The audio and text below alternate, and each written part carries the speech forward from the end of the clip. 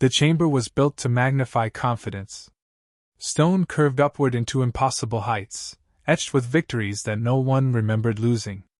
At its center stood the veteran, silent, while the rulers of 1,000 systems debated trade routes and border tariffs. His armor was obsolete by current standards, scarred by weapons no longer manufactured, patched where replacement plating had run out. One arm ended in a mechanical limb, its joints humming faintly, calibrated for function rather than ceremony. He did not bow. Veterans who survived long enough learned when gestures were unnecessary. He had fought creatures bred for war, species whose children were born knowing how to kill. He had watched planets burn and considered it strategy, not tragedy. His service record stretched across decades, punctuated by campaigns that were still taught in academies. When he finally spoke, the chamber quieted, not out of respect, but out of curiosity. Experience was tolerated, not revered. He told them Earth was different. The word barely registered. A minor system. A species that had not broken free of its gravity well on its own. No unified planetary authority. No galactic presence. The Council's projections labeled it harmless, a footnote waiting to be claimed or corrected. The veteran did not argue the numbers. He argued the absence of understanding behind them. He described intercepted records pulled from human archives, not polished histories but raw documentation. Grainy footage of ruined cities. Soldiers moving forward through smoke thick enough to choke machines. Communications filled with panic, resolve, and silence. He noted the lack of biological advantages. Humans were slower, weaker, shorter-lived than most warrior species. Their planet itself seemed designed to kill them, racked by storms, tectonic violence, and predators. Yet they endured. They had endured themselves. The veteran explained that humanity had refined warfare without intending to. For thousands of years, they had turned conflict inward, testing every method of destruction on their own kind. When resources were scarce, they fought.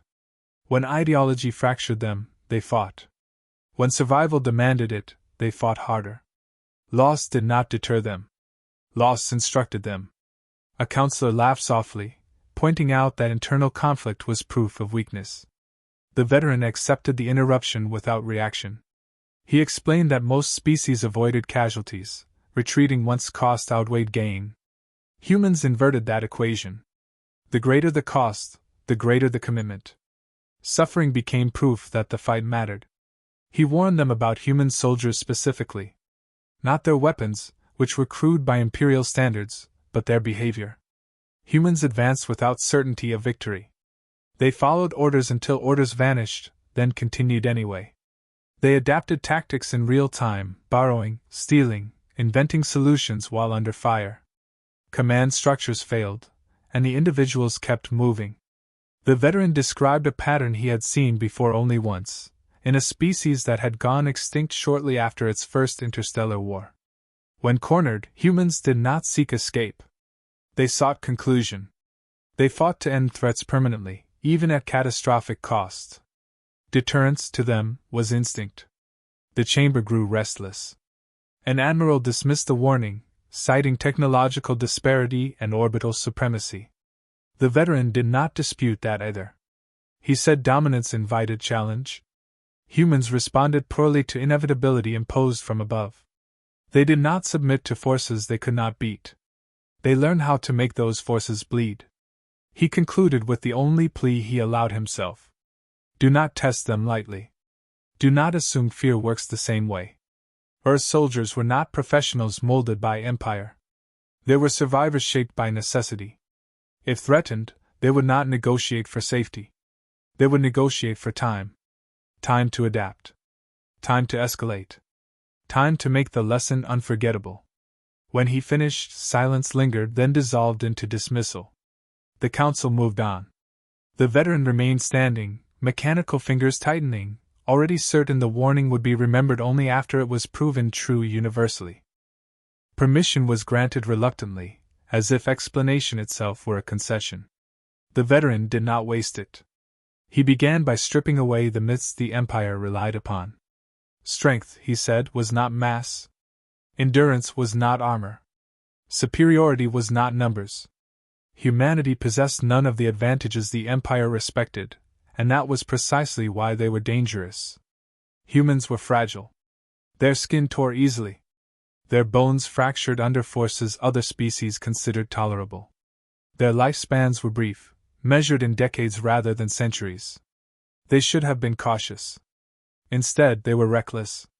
Where long-lived species avoided risk to preserve experience, humans gambled constantly, accepting death as a cost of momentum. He explained that humans evolved under pressure that never relented. Predators hunted them. Environments poisoned them. Disease culled them. Survival was never guaranteed, so adaptation became instinctive. When conditions worsened, they did not wait for relief. They changed themselves. Tools became extensions of their bodies. Weapons became solutions to problems nature presented daily.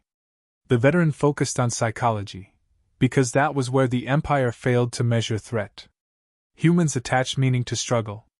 Pain was not merely endured, it was interpreted. Loss became memory, memory became motivation. Every defeat seeded a response. They recorded failure obsessively, not to mourn it, but to ensure it never happened the same way twice. He described human warfare as iterative. Each conflict rewrote doctrine mid-execution. Tactics were not sacred. Traditions were disposable. If something worked once, it was copied. If it failed, it was dissected. Pride did not prevent revision. Survival rewarded flexibility, and humans learned faster when bleeding. Another counselor argued that internal division would cripple them. The veteran countered immediately. Division trained them. Humans fought each other across cultures, ideologies, and borders, yet developed an uncanny ability to unify when threatened from outside. Rivalries paused. Differences shrank. The presence of an external enemy simplified everything. He emphasized autonomy. Human soldiers were not bred for obedience. They were conditioned for initiative. When communication collapsed, units did not freeze. Individuals assumed responsibility. Decisions multiplied instead of vanishing. Chaos, to humans, was a familiar environment, not a deterrent. The Empire valued efficiency. Humans valued effectiveness. They expended resources brutally, converting civilian infrastructure into military output within days. Factories shifted purpose. Logistics bent rules. Nothing remained purely non-combatant once survival was questioned. The boundary between war and society dissolved completely.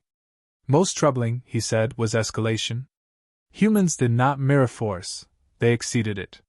If attacked conventionally, they responded asymmetrically. If overmatched technologically, they targeted vulnerabilities. If losing strategically, they changed the definition of victory. They preferred mutual destruction over unilateral defeat, because survival submission was unacceptable to them. He concluded with the truth the Empire disliked most. Humans did not require victory to be dangerous. They only required conviction. Once convinced a threat was existential, they would pursue resolution across generations. Treaties delayed them. Defeats educated them. Fear did not stop them. It focused them. When the veteran finished, the chamber no longer laughed.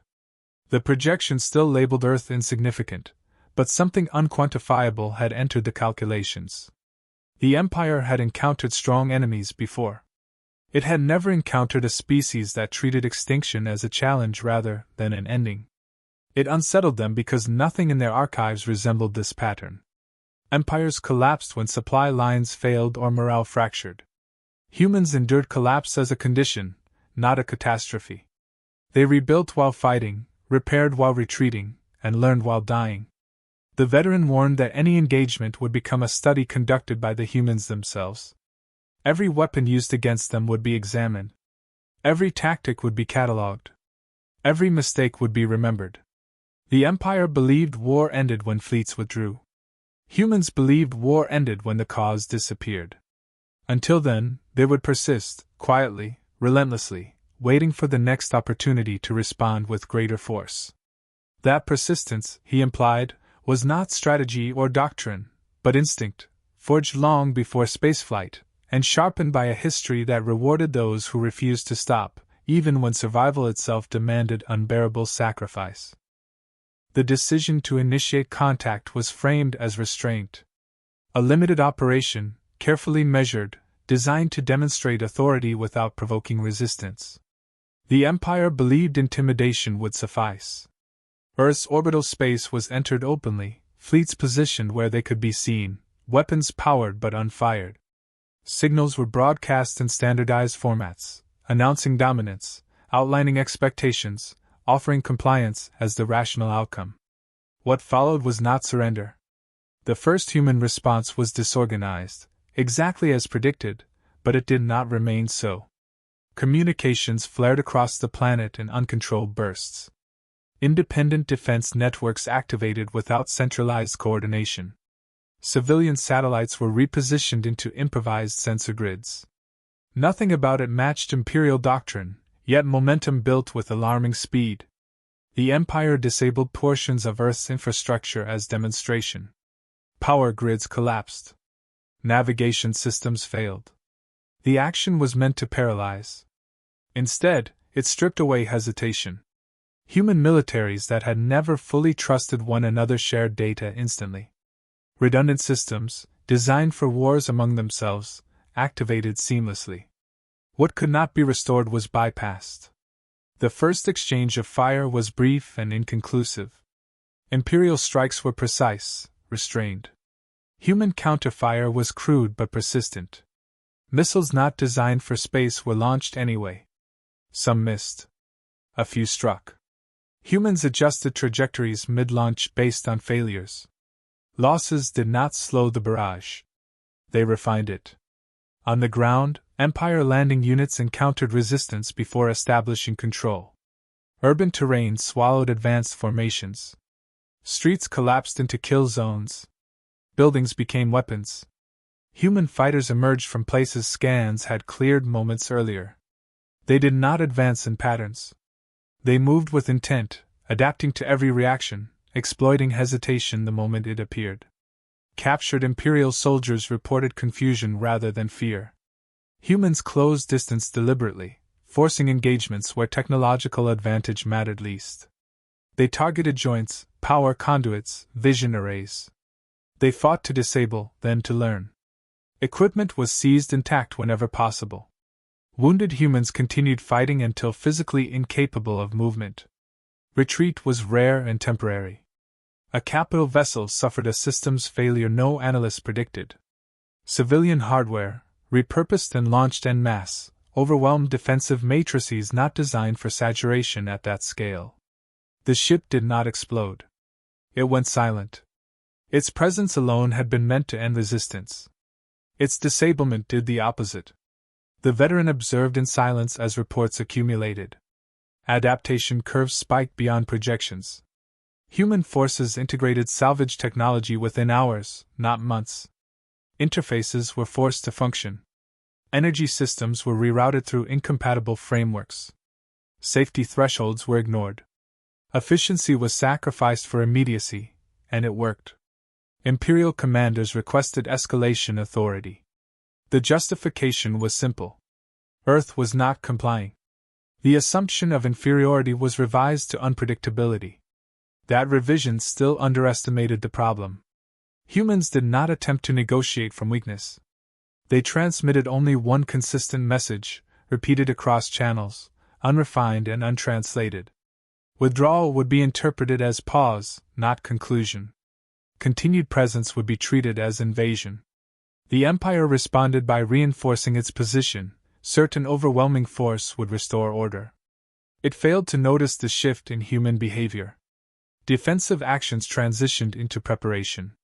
Manufacturing output increased globally. Civilian populations relocated without formal orders. Resources flowed toward production with ruthless efficiency. The veteran recognized the pattern. This was no longer resistance. It was mobilization. Earth was not trying to repel a demonstration. It was preparing to survive a war. Every engagement provided data. Every loss hardened resolve. The Empire believed it controlled escalation because it controlled orbit. Humans believed escalation was inevitable and acted accordingly. By the time Imperial Command acknowledged the change, the initial operation had already become a mistake too large to reverse cleanly. Earth had been tested, not broken. The warning had not been ignored. It had been proven correct in the only way the Empire ever accepted truth, through consequence. Authorization for full engagement arrived too late to matter. By the time the Empire removed its constraints, Earth had already removed its illusions. The conflict expanded not by decree, but by inevitability. Human resistance stopped reacting and began shaping outcomes, forcing the war to spread beyond projections.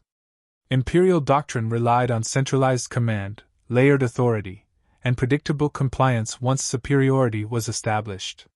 Humans dismantled that logic piece by piece.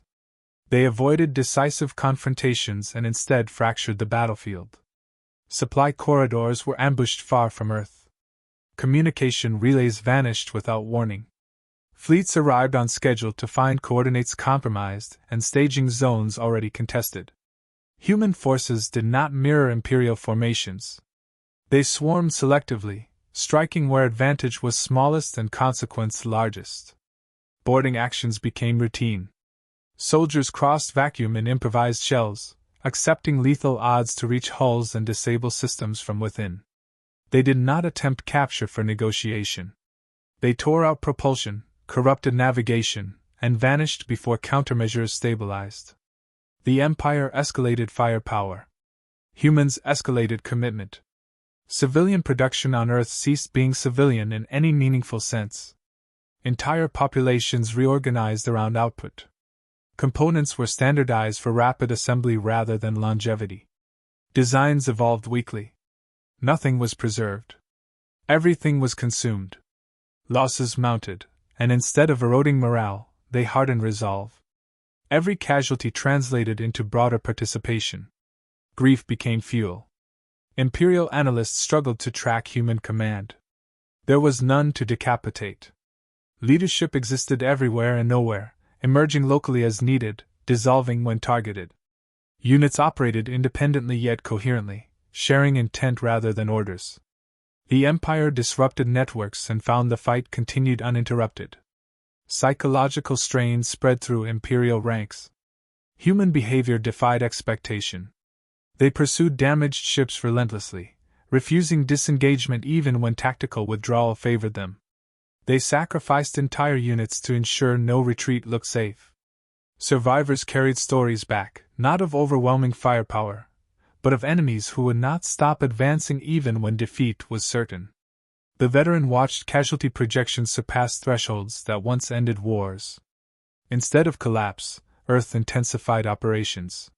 Humans expanded beyond their system using technology they had not built but understood well enough to exploit. Strike groups appeared where the Empire believed distance offered safety. Every incursion forced reassessment. The Council fractured under pressure. Some demanded extermination. Others warned it would only validate human doctrine of total war. Indecision slowed response. Humans exploited the pause without acknowledging it. They did not wait for formal declarations. They treated the war as ongoing until proven otherwise. Imperial fleets began to withdraw, not as strategy, but as necessity. Maintenance cycles failed. Crews rotated home exhausted, carrying an unfamiliar weight. Fear was no longer abstract. It was learned. The Empire had faced powerful enemies before. It had never faced one that interpreted survival as defiance and defiance as obligation. When Earth vessels entered interstellar space under their own command, using adapted drives and reinforced hulls scarred by constant modification, the meaning was unmistakable. Humanity was no longer confined. The war was no longer localized. Containment had failed. The veteran addressed the Council again, not to warn, but to explain what had already happened. The Empire had mistaken restraint for weakness and escalation for control. Humans operated on a different axis entirely. They did not seek dominance. They sought permanence. Any force that threatened their continuation would be met until it ceased to exist or lost the will to try again. The Empire halted advances not because it had lost every battle, but because it had lost certainty. Earth had demonstrated the unacceptable cost of persistence. Victory no longer promised stability. Only endless resistance awaited. The war slowed, not through surrender, but through recognition. Humanity had not conquered the Empire. It had done something far more destabilizing. It had taught it fear, not of defeat, but of what followed if the fight continued. The war did not end with surrender or celebration. It ended with distance. Fleets withdrew beyond contested zones. Engagement ceased not by command, but by exhaustion of will. The Empire issued statements of strategic recalibration. Humanity issued none. Silence, in this case, was not uncertainty. It was confidence. A non-aggression accord was drafted and accepted with unusual speed. Earth did not demand territory, tribute, or representation. It demanded only one condition: no return. No probes disguised as diplomacy. No fleets masked as patrols. Any violation would be interpreted as intent, not error. The Empire agreed because it understood the alternative. In the aftermath, analysts attempted to quantify what had occurred. Tonnage lost. Ships disabled. Resources expended. None of the metrics explained the outcome. The Empire had not been outgunned. It had been outlasted in spirit. Humanity had absorbed punishment beyond rational expectation and responded with adaptation so rapid it destabilized every predictive model. The veteran stood before a restructured assembly, no longer a curiosity but a reference point. His testimony was no longer warning but precedent. Earth was reclassified, not by industrial output or fleet size, but by behavioral profile. A new designation was created when none fit. Category Apex. Not because humanity ruled others, but because confrontation with it carried unacceptable escalation. New doctrine followed. Empires avoided systems where humans operated. Expansion routes were redrawn. Training simulations incorporated scenarios previously dismissed as impossible. Cadets were taught that some species could not be coerced without consequence that outweighed gain. Humanity became a boundary, not enforced by threat, but by memory. On Earth, recovery began before debris finished falling. Cities rebuilt around scars rather than erasing them. Losses were counted, honored, and folded into collective resolve. There was no illusion of triumph. Survival was enough. Survival proved the point. Humans returned to disagreement, division, and reinvention because conflict among themselves had never meant collapse. It meant continuity. The veteran reflected privately on the paradox that unsettled the galaxy. Humans mourned deeply yet advanced relentlessly. They carried grief without surrendering momentum. Their history showed cycles of destruction followed by growth, each iteration more capable than the last. War had not unified them permanently. It had reminded them what unity was for. Stories spread among the stars. Not myths of invincibility, but warnings of persistence. Human soldiers became symbols not of brutality, but of inevitability. Once engaged, they did not disengage on favorable terms. They redefined favorable. Deterrence worked not because humanity threatened annihilation, but because it demonstrated willingness to endure it without retreat. The Empire adjusted its self-image quietly. It had believed itself the final authority on force. Earth disproved that without claiming the role. Humanity did not seek to govern the galaxy. It sought to exist within it without submission. That distinction changed everything. The veteran's final record closed with a statement that entered official doctrine. Never assume restraint is ignorance. Never confuse technological disparity with psychological advantage. And above all, never initiate conflict with a species that has survived itself. Humanity did not conquer the stars. It claimed something more enduring. A reputation written into strategic memory. A line no rational power would cross lightly. The Empire learned what the veteran had known from the beginning. Earth's soldiers were not exceptional because they were stronger or smarter. They were exceptional because they did not stop. And in a galaxy built on calculation, that refusal became the most dangerous variable of all.